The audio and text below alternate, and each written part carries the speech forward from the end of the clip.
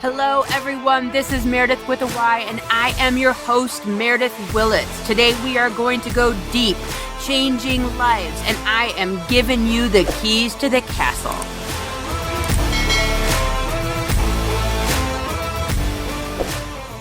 Hello, everyone, and I am super excited today because I am welcoming an amazing woman, Dr. Zabina Bhasin. She is a diversity and inclusion expert and entrepreneur, recently featured in Red Tricycle, Pop Sugar, Race Parenting, Today.com, Thrive Global, and just recently, Good Morning America. Thank you so much for being here with me. I am so blessed to have you share your story and your amazing business. How are you? Thank you. Thank you. Oh, you're so welcome, Meredith. I'm so glad to be here as well. This is very exciting for me. I am blessed and I'm humbled to be on your show as well. Thank you for having me. I'm Yeah. good. I'm excited. I'm tired. I like to be honest and authentic. I'm exhausted. Forget it. I got kids and like the rest of us, we're working with the ways that we have been served, you know? Yeah, and I think that you're really, this isn't a fly by night thing. You've been doing this for a while, and your family immigrated from India. So would you then be considered, we were having a discussion on one of the other podcasts, would that make you first generation or second generation American? How does that work? So I'm considered first generation American. Okay. Yeah. Even though my parents were here in their teenage years, they weren't born here. So my dad went to undergrad and grad school here. My mom came in her mid 20s when she got married to my father because my dad went back. And then we were all born here. And you're in Southern California. Yep. I am an OG Cali girl. There's not Nice. many of us left because they're all leaving California. Right. And I'll tell you, my husband he'd be like, let's go. And I'm like, nope. I was born in I was born in Santa Monica. I was raised in Orange County, and now I'm living in the San Fernando Valley, which is Woodland Hills, West Hills, if anyone knows about it. But it's two different places in California. So if anyone knows Cali, OC girls don't move to the Valley, and I was one of the ones who did. But I'll tell you, I've been here now for over 20 plus years, and it's life now. Yeah, and it's great. I don't like the heat, but I think that's what Cali's about, so I can't get rid of it either. Hey, it's better than the 2 feet of snow I have outside, but but this is actually part of your story, like this isn't just where you grew up. It actually spurred a lot of what you're doing now and how you got to where you're at within KidZ, and that's INKIDZ for everybody that's following along at home. And that's, being an Indian American. Now I know you've said when we were talking earlier, you say South Asian. So why that has come about is a lot of times when you think of the community we live in here in the United States, when they think Indian American, they think Native American. Right. And I like to respect that, the indigenous people here in the United States, because that is their own culture, that is their own tribe. And I'm not Native American. I don't have Native American blood in me. I'm South Asian. South Asian, and there's also, now you have to be particular, there's Southeast Asian and there's South Asian. And Southeast Asian falls into more of Chinese, Korean, Malaysian. There's South Asian falls into Indian, Pakistan, Bangladesh. There's also, I'm sorry, I gotta say Malaysian also. There's so many different, like diversities of that, but it's actually, that's what I have felt that I am. I'm South Asian. Also, when you go into like your college applications, like, so when I was growing up, right, we would apply to UCLA or USC or the UC schools out here, they would say Asian. And then they would combine us with this whole group of Asians because of all these affirmative action issues and all of that. And I'm like, but I'm not that. Right. And then one time my dad said, well, why don't you just put Caucasian? I said, but I'm not Caucasian either. But I actually was classified as Caucasian. If I'm not Asian, I'm Caucasian. And I'm like, but I'm South Asian. I'm Indian. Forget everything else. I'm Indian. Right. And I don't care if I'm not that distinction of like, oh, I'm Indian, Pakistani, or Bangladeshi, or any of that. I actually look at all of that as one because we were all one at one point in the world. those countries became after, partition and stuff like that. But I like my culture.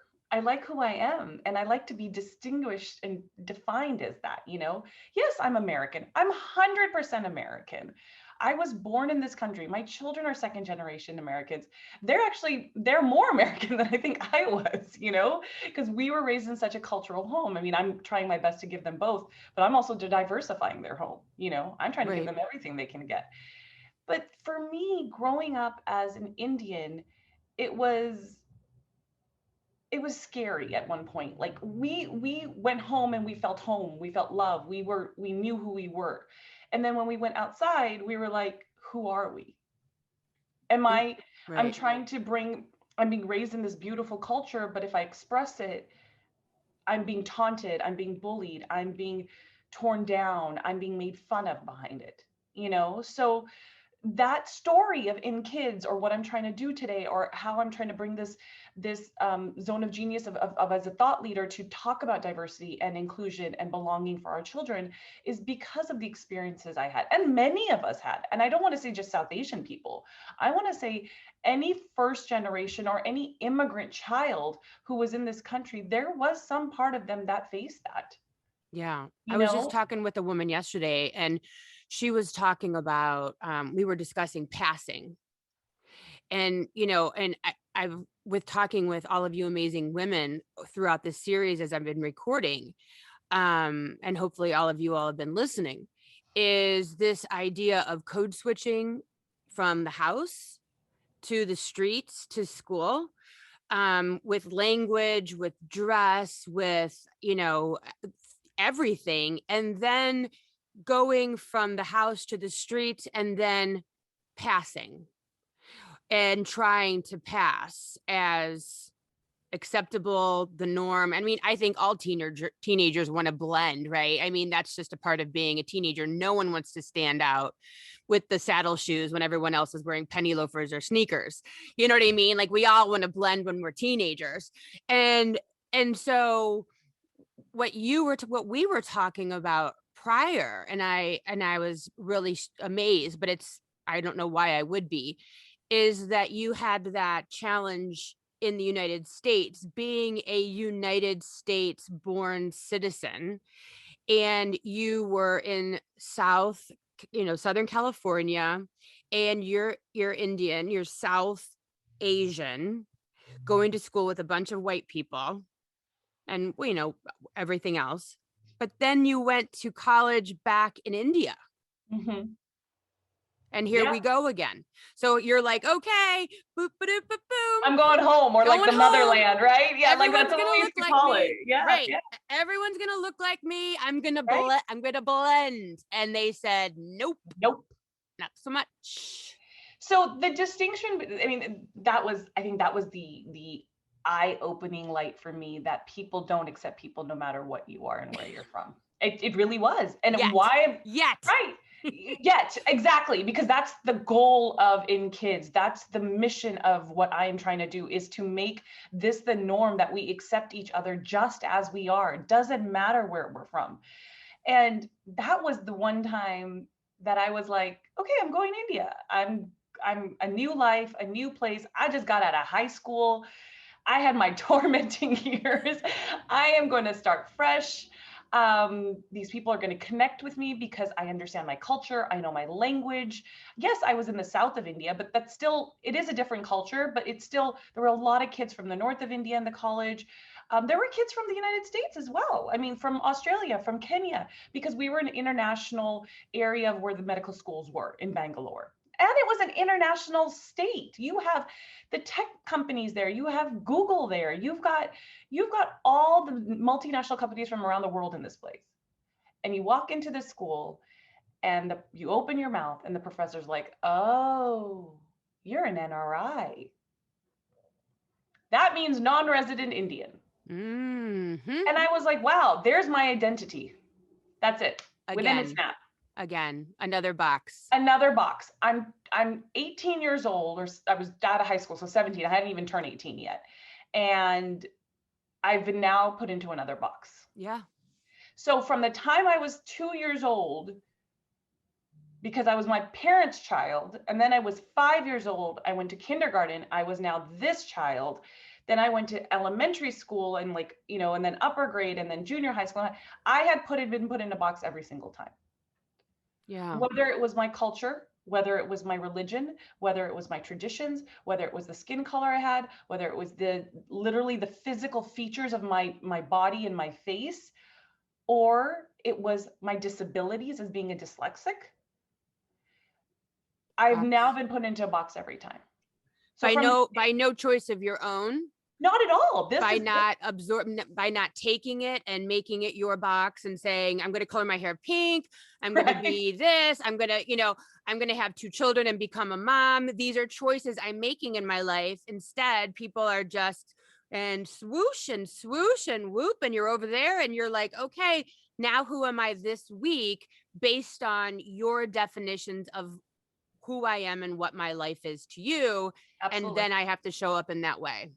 And I had to not only show up in that way, I thought that's who I had to be. Wow. I didn't find my identity. Who was I? Yeah. Forget being the culture and the tradition and the South Asian and that. You as a child growing up start losing yourself of what do you want? What do you want to be? Who are you? Where are your ambitions? You have them. They're in your heart. You have your ambitions. You can do what you want. You can, but now you've been told, no, this is you. Yeah. You're the tall girl with the big nose, the long hair, who eats the yucky curry food, who smells, who talks funny to her parents, who, I mean, I can go on. It doesn't even matter anymore. Right. But the point was, I'm now being put in this box, and now I'm an adult in a professional college. You've done Going it. to You've a done the work. I You're did the going work. to medical school. Right. You're doing it. I'm doing everything my parents wanted me Right. to do. Exactly. This is it. This is the moment. And another box. Right. And so now I have to fight those prejudices and barriers, because you're going to a medical school where they think, one, you had to pay your way in, which I didn't, because my dad had cancer literally in my first year. My father, you know, financially we started getting strained. I had to work, plus the fact that my mom wasn't just pounding and sending me money. I had to educate myself and get through it. So Yeah. there's always uh, this perception or predisposition within these professors and these students that you're from America, you have money, you're doing, and there was none of that. Or it was, you think you're better than us. Yeah. And they haven't even gotten to know me at this point yet. This was so when you go through your exams now and you're doing in India, it's the very British way of teaching, or the European way, which is you have a curriculum, you do essay formats, which was already difficult for me because I'm dyslexic. So they don't even believe in dyslexia over there. Right. Forget that. So I'm having to overcome those barriers. And then if I'm going in and speaking, I now have to change myself for them. I cannot speak to them like this because I talk too fast. I have to, change the way I speak to change my twang or the way my dialect was or something, language wise, I understand. Look, I'm in their country and I'm in that country that I have to be part of that language. It's the same way here in the United States. We appreciate everybody else's, well, some of us appreciate other people's languages. But what do we say? Well, you're in America, you should learn English. Well, English really didn't come from America, guys. It came from Europe. Right. Let's remember that. We've turned it to the American language. Yeah. Proper English comes from Europe. Yeah. Where our ancestors in this country really came from. That's the truth. There's a dialect. Our dialect is American. There's a European dialect. There's an English dialect. There's an Australian dialect. There's even a Jamaican dialect. It's Right. English is a world language. It is not just because you're here. But see, that's, yeah. And when I'm watching you talk about all of this, I'm literally watching boxes, In KidZ boxes coming into the house, into the school, and going, NPS, here's another dialect, and here's another where this came from. And this is actually normal. And pay attention. And here comes another box of very normal things, because what you're trying to do is to make inclusion a normal part of everyday life, starting from age 0, Yes. and incorporating this into your household or school Right. by bringing cultures in. I mean, for some of us, I've been fortunate with my oldest daughter. We've traveled to India I last year. love that when I you told know. me that. I mean, but let's be honest. When I was in a math class and Mhm. my at at university, and my teacher was South Asian, and I would just sit there and stare and look at and listen to the language, and it's so foreign to my 19-year-old ears, and it's just so different, and I have no tolerance for it because I'm just a dumb 19-year-old who's never been exposed to this before. And then I Google best places to go first week of March, and India comes up. I'm like, done. And now I am obsessed because I put myself into that box, my In KidZ box of travel. I love it. It's true though. And now, like, my husband probably panicked because I'll say, like, oh, I'd move to Varanasi tomorrow. Like, I'm obsessed. Like, I literally love the people. I love the culture. I love the way the religion is literally part of every minute of your day. There is no separation of society from Right. religion or government from religion. It is all spiritual. It is all encompassing. It never leaves you. Everything Well, is that's spiritual. Varanasi, yeah, for Yeah. sure. That is for sure Yeah. Varanasi. And so, and I mean, if you go to Delhi, it's New York City. So, Right. I mean, It's it's funny you say that. That is actually very true. We compare the cities in India to the cities here in the United States where we could live. Like Bangalore's a right. lot like LA. That's why I love being there, honestly. Right. So you compartmentalize, but if you explain it like that, people will be like, I don't want to have religion. Okay, then go to New Delhi because it's totally different. But the thing of it is when you go outside, like she and I went for Girl Scouts to England and Paris. And I was just talking to a gal yesterday. I'm like, when you go to England, and we were there for a while when we did the whole gamut of the trip with the Girl Scouts. And I was like, oh my God, the dogs don't even bark here. Like, it's so quiet and reserved. Like, it's the most reserved. And we were told by our Girl Scout leaders, they were like, look, like yelling out and being boisterous, they don't go for it. It's not like you will be side-eyed if you're boisterous in London. So you need to be reserved. There's no screaming or, hey, wait for me. It's none of that between all of us American folk. And so, but but then you can appreciate, you get it, you understand it, you see the people, the language, the food, the drink, the how a pub is important in these, and it's not just going to a bar. And then you go to India and how that those things are. And In KidZ is bringing that when you cannot travel, Yes. when you might Or not you want don't to. have the ability to travel. Like, Right. okay, so we started this in the process in time that we didn't actually think COVID was happening. Right. Honestly, we launched when we had already started the idea in 2019. We were already prepping for it when we launched 2 weeks before COVID. We didn't realize that COVID was going to occur where nobody could travel anymore. Our thought process initially was, okay, we're giving the children an initial idea before they travel, giving them the respect to understand it. What happened was, as we started going through the process and doing our research and talking to parent ambassadors and talking about what's happening in the classrooms, what's happening, because I already knew my story, and I didn't know I was going to bring my story out. Like, there's a founder story, there's a story of the business, of the brand.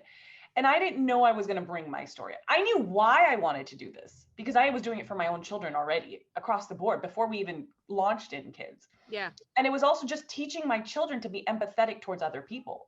That's really where it came from, is Wow. I want you to be empathetic and accepting of every individual as they are.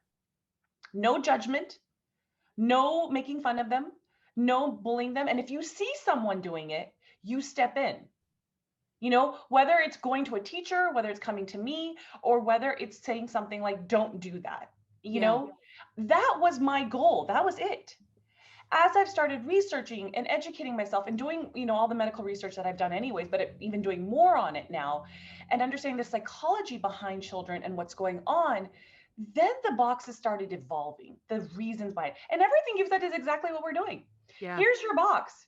Here's here's the country, here's the language, here's the crafts, here's what other kids in those countries do. And Yeah. then when they go to school, they're like, oh, you're from here. I know about you. I know and then wanting to learn more. And even if they never go to those countries, Never. but They have a respect for it. there's a kid That's from it. South Korea is sitting next to them at school, or not even from South Korea, South Korean descent, Right. that skin color, hair color, whatever, Right. food. The distinction features that they're not used to within their own homes, you know? Exactly. And then let's take it a step further. Okay. You have younger children, and this story just happened. And I don't remember if I told you this or not, but my daughter is 5.5. We have our little pod here where it's my best friend and her 2 kids, and then my kids. And her son, and we've all seen each other grow up literally since these kids were born. Mm, And so she saw her son wear glasses for the first time. So we're now talking about inclusivity and belonging and making sure that they understand it's not just culture, tradition, and features and race and the color of your skin. It's also other things, which is she noticed that he's wearing glasses, and her comment was, and we were sitting at the dinner table, all of us. It was both families sitting, and she goes, "Oh, Leo, I'm so sorry you're wearing glasses." And I said, "Whoa, there's nothing wrong with glasses. Why do you think it's wrong to wear glasses, Mara?" And we went into that conversation because this was the first time I heard her say something where she's now understanding that I have to respect people how they are and what they're doing. But now we have to understand these children at this age. Now we've hit 5. We're not talking about the 2-year-olds and the 3-year-olds and 4-year-olds. We're hitting the 5, 6, 7, 8-year-olds too, which our boxes actually are drawn towards as well. That is the age group, hmm because she's recognizing different than just her physical features now. Somebody's in a wheelchair, somebody's sleeping on a bench, Yeah. somebody she walks by and she's like, oh, I don't understand that smell.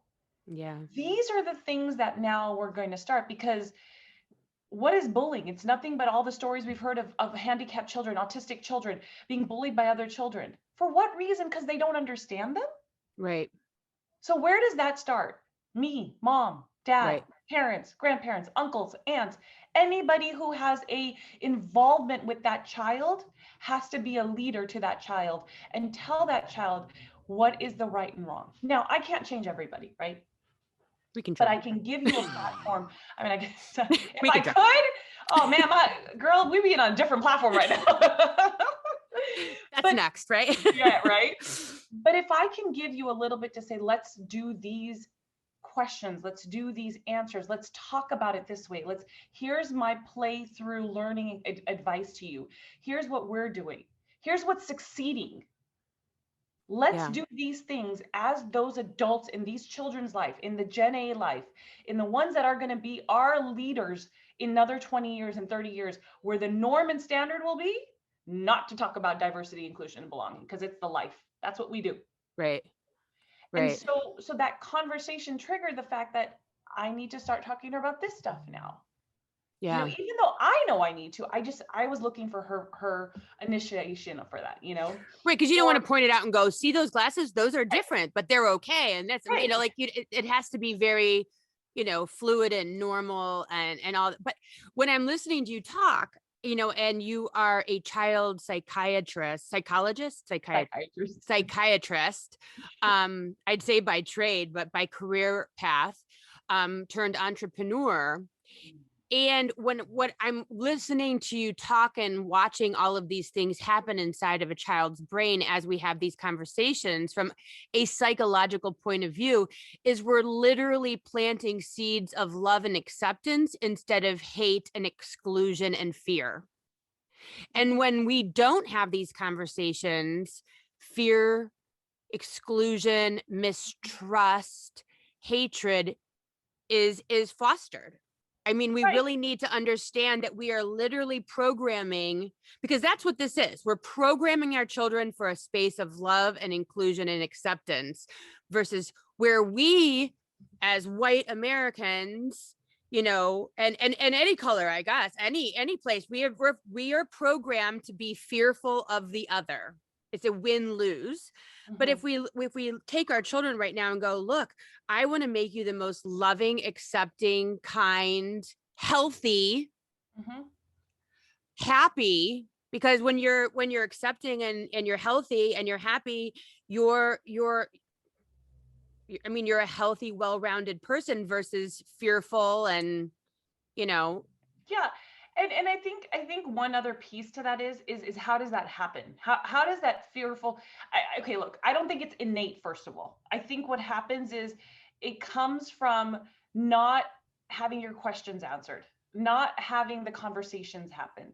So a child isn't fearful or something unless they express they're fearful, and then you need to sit down and be like, okay, let's talk about this. mhm, Or they're not initially fearful, right? A child doesn't come and say, "Oh, mom, there's someone sleeping on the bench and he's going to capture me or he's going to do something." It's right. it's it's it's it's this discovery of like, "Oh, what's that?"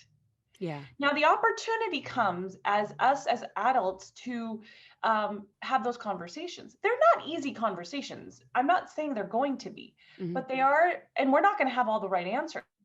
But they are the stepping questions to not having these fear, hatred, all the other things you were saying, because they're going to go to their peers eventually. Yeah. And when they get to that point and we haven't had these conversations, they're Good not going to luck. distinguish the difference. Yeah. I tell parents that all the time about sex. I'm like, you really don't want your I'm not friends. there yet. Yeah, you really don't want your kids' friends to be telling your kid about the birds and the bees. Like, trust me, Right.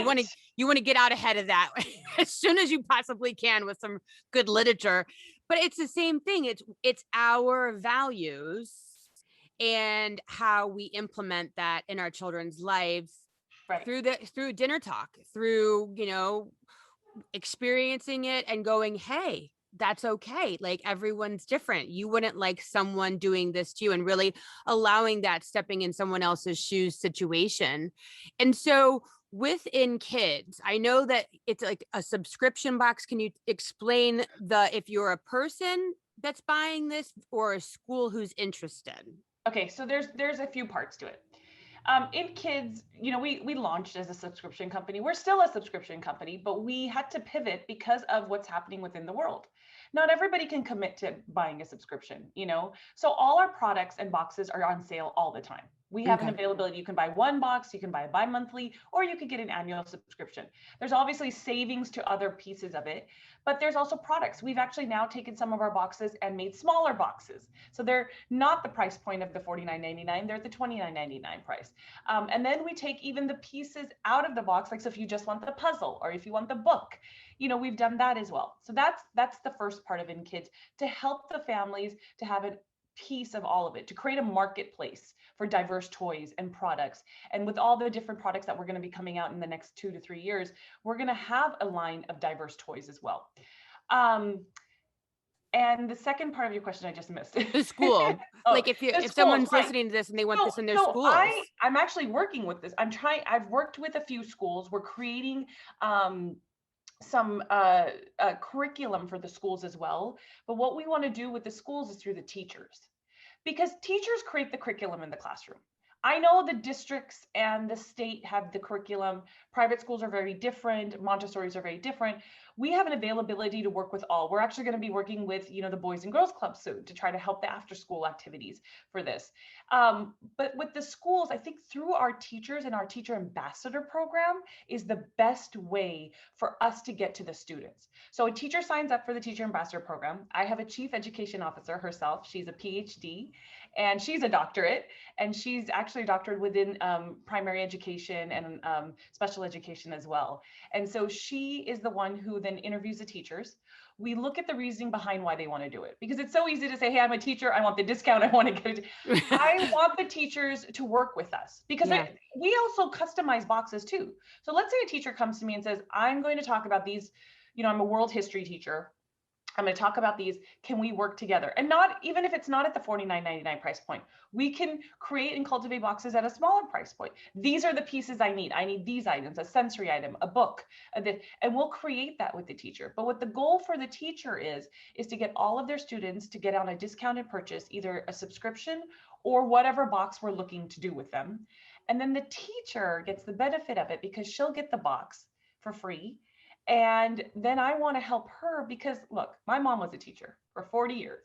Wow. They don't get help. Yeah.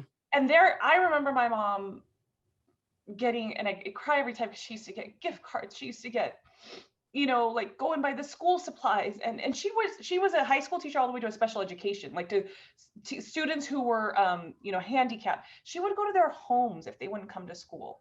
And Wow. she would take this stuff and teach them. I mean, look, my mom, hey, she's still my mom. I fight with her. She's my mom. Right? But I have a lot of admiration for her because she did a lot. She did Yeah. a lot, and she doesn't, we don't sometimes, we forget to sometimes say our parents do a lot. And when I look at her life and I saw what she did, she really brought diversity and inclusion into my life. And that was one of the reasons I wanted to do the teacher ambassador program, because I think giving back to our teachers and helping them financially, as well as them then going forward and helping their students, what else could they do? So what we do is every time they sell a box, we create the percentage of it. And either if they want a gift card or we want to buy school supplies, we'll try to help them in that way. And that's what we're trying to do. So again, we're still really small. The goal is to help a lot of people, but Right. but this is our first step to help those teachers. And that's how we can get into the schools. Because it is very difficult to get in districts. And I don't know every state, but I know LAUSDs, which is the one I've been trying to focus and get in. It's hard. They have their curriculum. Well, they just They passed have it. a huge education bill in Yeah, Illinois I heard about that with too. regard to diversity and inclusion, and teachers have to be really a part of the one-on-one process with every student. So maybe that would be a great place to kind of, even though it's not right next door, so to speak, but they're already there and they're probably looking for that type of thing. I mean, when you're sitting here talking, I'm like, okay, I see this as being like one of those, instead of having it be Transformers, there's a whole aisle at Target, Yeah. and it's a diversity aisle so that you can just go right to the diversity Oh aisle my when you're. God, your words to the universe's ears. I'm telling you. Yes, I'm telling you, I see it, because isn't that the thing though? We Yes. really want that one-stop shop. We Yes. want to be able to walk in, pull the items that make sense, that are appropriate for what we're doing. If maybe we're going on a trip to Cozumel, or Yeah. Punta Cana, or whatever, and we want to be able to grab a few items and surprise the kids that we're going on a trip, and help them to move forward with the trip. Or maybe there's a new kid in Well, school yeah, absolutely. And who's that's what our goal is whatever. also with In KidZ. Outside of our products, I want to create a marketplace for all companies. And again, it's all in the works. It takes time. Everything, Yeah. we were just talking about how I want to do so many things. And So my husband's like, blinders, where, focus, look focus, away. one thing at a time. And he's like, zone of genius. Right. Keep yourself in that. Yeah. And he knows that this is all part of it. And I guess my biggest superstar and my biggest backbone is my husband. And without him, none of this would be possible. It is to have this place where we have diversity. Do I want to be in Target and do I want all diverse toys of all companies to be in there? Heck yeah, I do. Or Right. Walmart or even Nordstrom's at that point. You know what I mean? Like a Maybe that's section. where we'll start. I got High end, smart, intelligent right, toys. right. Yeah. And it's not even just a section. It's like it should be spread. Again, if we're gonna do things and be like, oh, this is the section for diverse toys. Well, there you go. You've now pocketed and put it into another box. Right. You know, Yeah. Barbie recently and Mattel did. They were actually one of the highest sellers. I think I heard. Like, I read this article this year, and if I'm mistaken about it, but on their toys because they changed all their Barbies to look inclusive and diverse, Mm-hmm. and they did such a good job of it that I was surprised. I mean, I had Yeah. to read an article from Forbes to recognize that, but no, somebody sent it to me in a DM, but it was amazing to see that. But that's the point. They didn't put it in a box and say, hey, this is our diverse section toys. Yeah, they may have had people in there saying, let's create this, let's do this. They have, that's why at our top levels, if we have equity and diversity in our workforce, then it's going to trickle all the way down. Yeah. Yeah. I mean, You it's know? funny because it trickles up and it trickles down. So we have to come at it from both angles. The candle needs to burn at both ends for this to work. And I know my circle and, circles around and people of color, this has been a rough 4 years, no matter what your political beliefs are, no matter what side of the aisle you're on, Absolutely. regardless, it's been a very tumultuous, It's torn families apart. torn families apart. I will tell you, people are getting divorced over the last 4 years.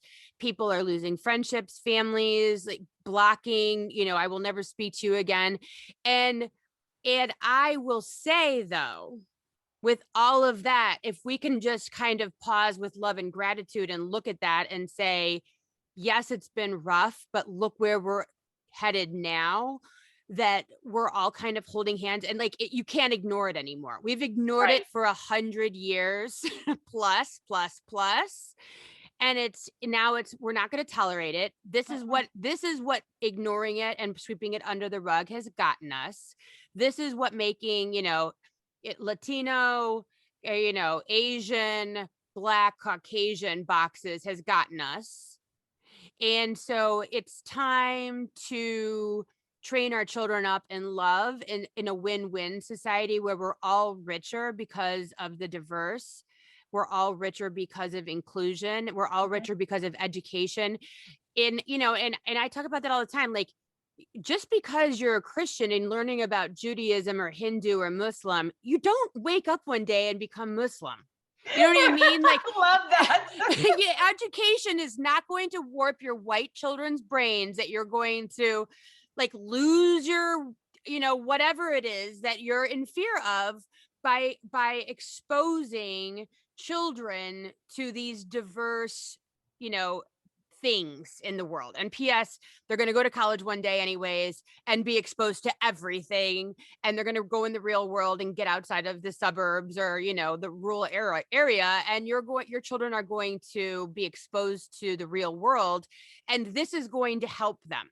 Because when I'm looking at this, I'm like, okay, what is going to let a white person know that this is beneficial to them? Like, how do we make it their idea? Right. How do Yeah, we trick them absolutely. into it? And so I look at it as like, how do we talk white people into this being a good idea? Is your kid's going to fare a heck of a lot better when they go off to college or they get a job at New York City if they're not completely freaked out by everyone that doesn't look like them. Like, Right. you're doing your children a disservice So by let's not helping them. let's back up just a little bit. Let's go before they hit puberty. Let's back up. They're not off to college already. What the goal initially is, okay? And again, this comes back to my story. Right. Okay. You want kids to go to school to feel like they want to go to school. Okay. They want to go to school to meet their friends. They want to go to school to educate themselves. They want to go to school to have fun. They want to be 8 hours a day with other children. Because we know now in this pandemic, it is heartbreaking when your children are sitting here going, I want to get out of the house. Right. Okay. But when you send a child to school and they come home and they're anxious and which we already see through the pandemic, but we're now being affected by another child affecting this child. Okay. We don't want that. And I'm not blaming the child who's bullying the child either. I'm not blaming the child who's attacking the child or making fun of the child. I'm saying let's avoid those confrontations.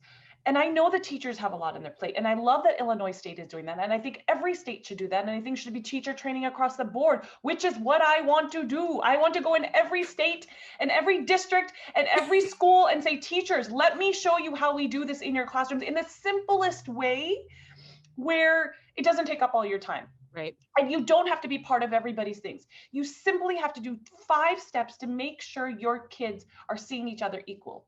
Yeah. And honestly, I can't remember her name and I wanted to talk about her, but my brain is, she was in the 60s or 70s. She was a Caucasian woman who was talking about separating brown eyes and blue eyes. Oh my Yeah. God.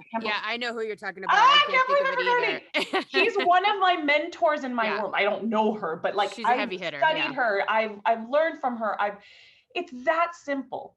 She's done this project for over 35, 40 years. Pin drop. Right. You can hear a pin drop with those kids. They get it And she's within done it with 1 second. college students. She's Yep. done it in schools. She's done it with teachers. She's done it with adults. And it's so simple, but it's starting with that. In kindergarten, we start with. And Yeah. they start feeling those feelings of, oh, Empathy. yes. And Empathy. so before they even hit puberty and then they go into the workforce and we create this norm. It's getting our parents, our adults, our teachers, our administrators all to understand that we need to do these simple steps to create this atmosphere so our children go into the world to be global citizens, empathetic and kind individuals.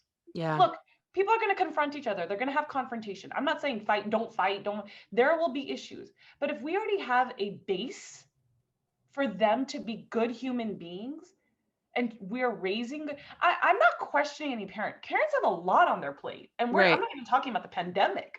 I'm talking about in general we do. We are all doing the best that we can. My parents did the best that they can. They made their mistakes.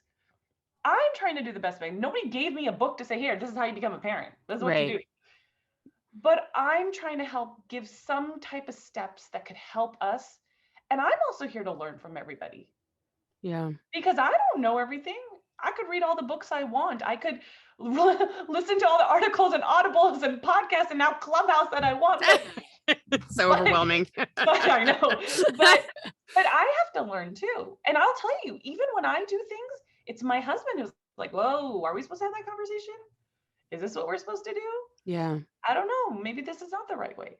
I mean, it's simply the things children look at things so much like my daughter, and this has happened in the last couple of months. Look, wine was my friend during the pandemic. It was, I do not deny that. Okay. Right. But my daughter recently has started noticing it. And she's like, Mom, you're drinking again tonight? Oh, jeez. Darker cup, no see-through. Yeah. But that's what am I Right. wanting her to learn? I don't want Right. her to think, oh, I want to hide it and drink it. Go, honey, I'm having a casual drink. But I also don't want her to see, is this something I do to secure myself to have a drink because I'm stressed or I'm frustrated or all Right. that? That's not the thing. I want her to grow up to enjoy what she wants to enjoy. If she doesn't want to drink, she doesn't want to drink. Right. My mom didn't drink, you know?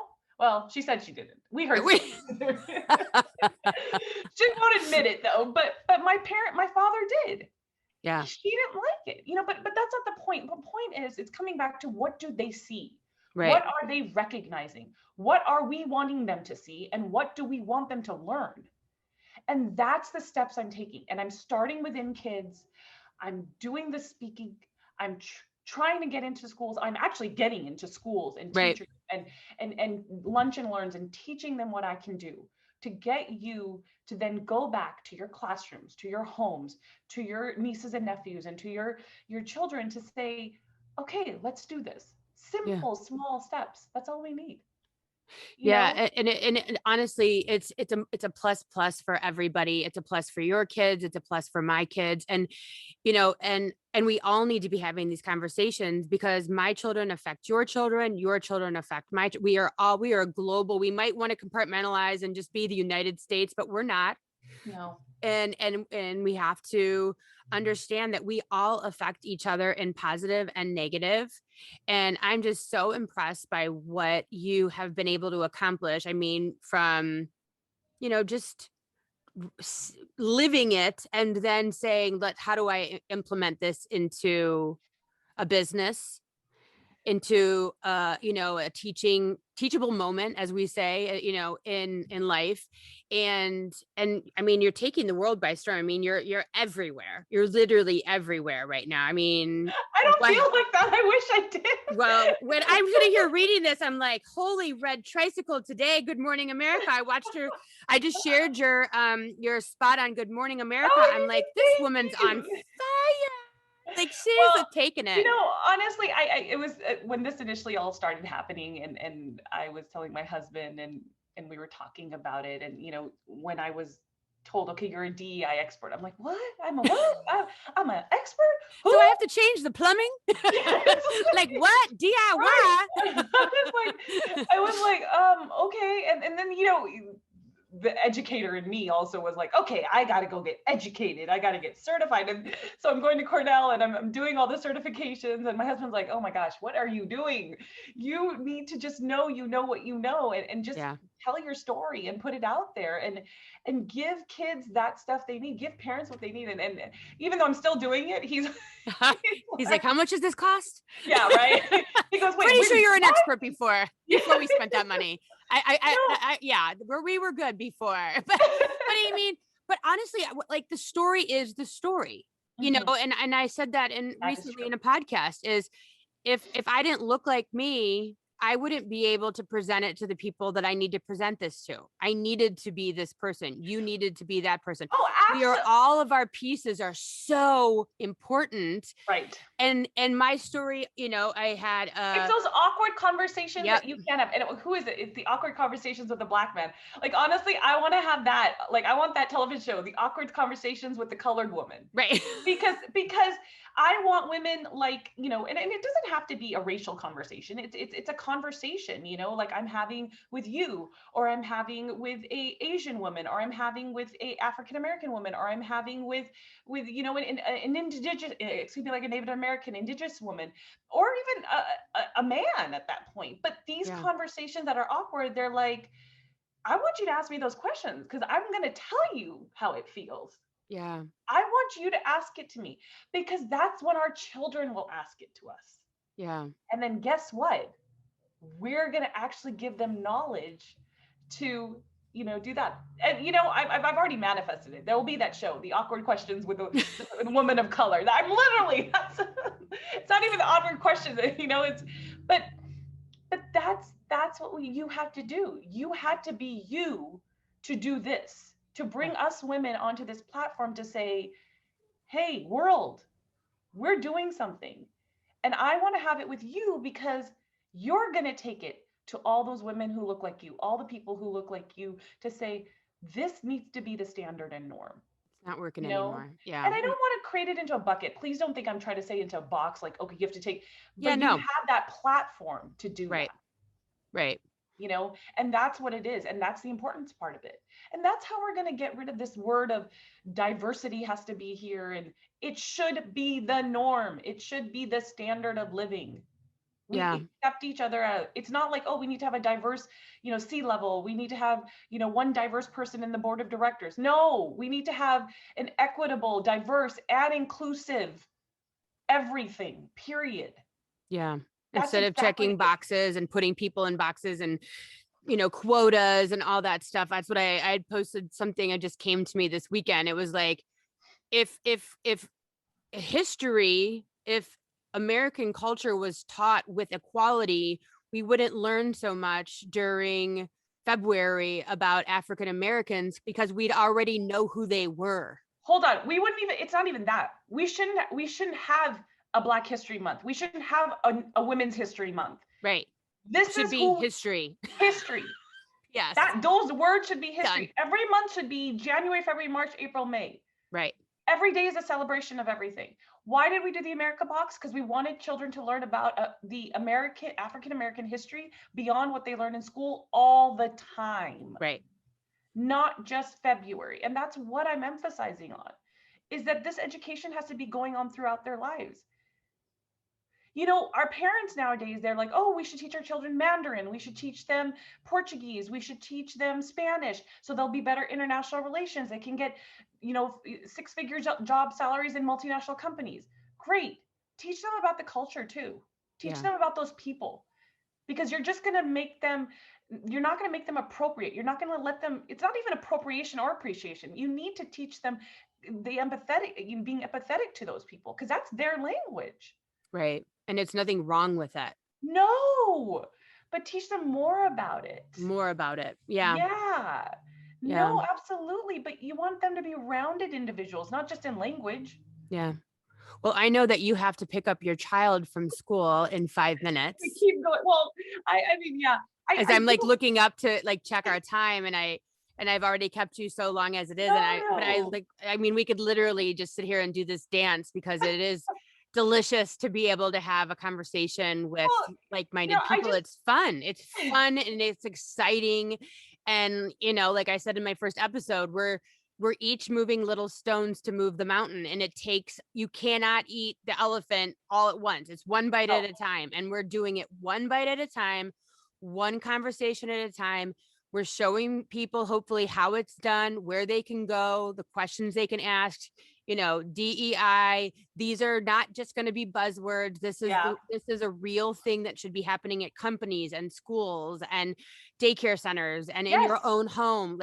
And so I just am so thankful for you being here and sharing In KidZ and your story and your family and your daughter and all of your craziness in your life. No, And I I, just love I it do. so much. I do want to say one thing, and I tend to forget to say this a lot. Is for a long time we've accepted the norm that we avoid talking about race and diversity and culture and equity and equality and inclusion. And we as a society have become blind to these topics. They're just like we move over them.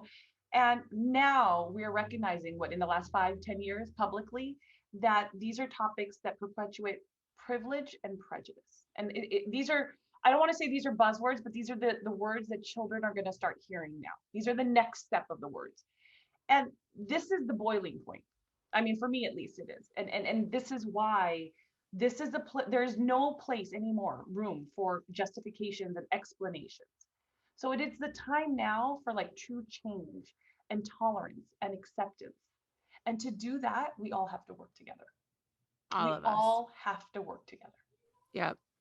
Absolutely. Well, thank you so very, very much. I appreciate you being here, Dr.